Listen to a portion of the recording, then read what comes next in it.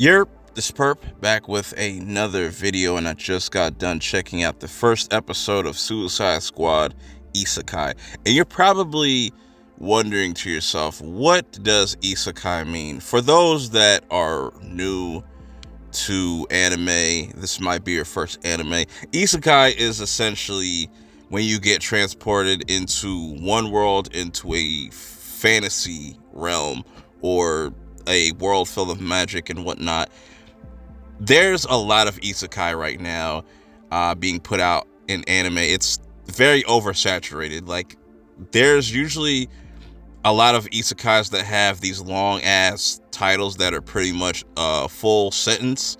It gets pretty ridiculous. It's almost like a troll. It's almost like trolling at this point, but there are some really good isekais out there, you know what I'm saying? It's just too much. But this one, to me, was fascinating. You know, we take our DC characters, specifically the Suicide Squad, and we put them in an isekai.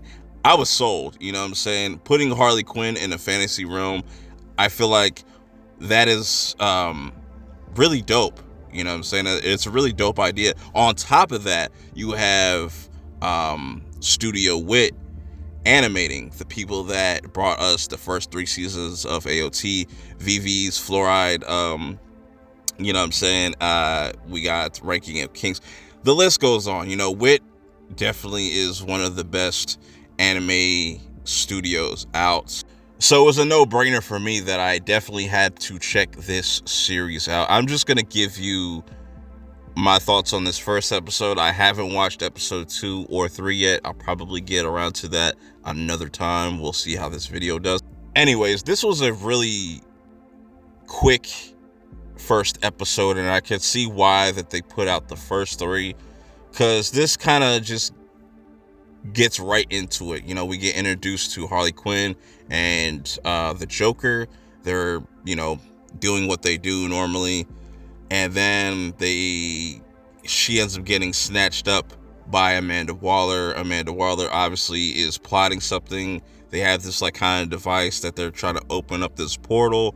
And if you've seen any Suicide Squad like material, you already know what the deal is.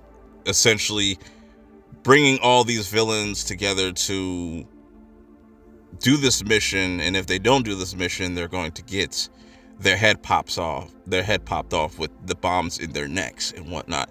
Very simple. But I like the team here. The team here is very different for the most part. You know, the characters that we get introduced to here are Harley Quinn, of course, Deadshot, which they kept in black. We also have King Shark that makes an appearance. Is really dope. Clayface, which is interesting. I didn't expect Clayface to pop up in this, but you know, it makes sense. Him being like a magical being or entity or something like that, for him to pop up in an isekai. And I even like the meta that they use in this, where he pretty much references like, yo, we're pretty much a part of an isekai. Also, Peacemaker is a part of their group right there. So there's going to be other characters. Don't know how they're going to all come together and whatnot. But they pretty much crash land in this fantasy realm. There's people with magical swords. There's these like armored pigs that they completely just run through as soon as they touch down. And that's where our story pretty much begins, with the Suicide Squad isekai, where now they kind of make themselves known to these other people, these knights, or I guess these royal guards, I guess you could call them. And I'm going to have to wait and see what happens with that. But that's pretty much the introduction episode. I thought it was really cool. Showed us a little bit of what all the characters could do.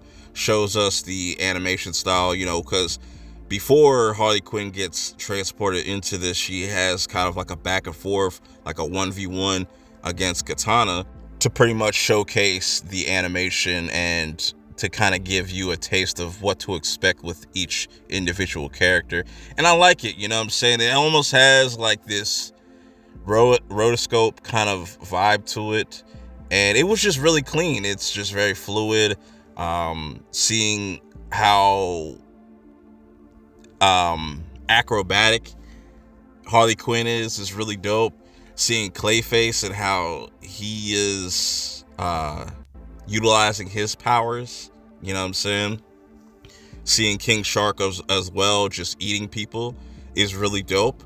And it's very bloody and very violent, and I appreciate that they didn't skimp out on that. And we also see a little bit of Deadshot's, capabilities. Like, I think this was a really good introduction. I definitely think you need to watch all 3 episodes to kind of get the gist, because obviously they're going to tell you exactly from that point on what else is going to go down in this story and how they're going to get out of this realm, or they're going to be trapped there forever. A lot of questions. I'm looking forward to it. I'm definitely going to check out episode 2 and 3 later, but let me know how you felt about this first episode. Is this your first time checking out anime? And if so, how did you feel about this? Did you not like this episode? Let me know if you're one of those people that just don't really care for this art style, don't care that, putting the Suicide Squad in an Isekai, and you just aren't a fan of Isekai. Just let me know all your thoughts in the comments below. Till next time, I'm out. Peace.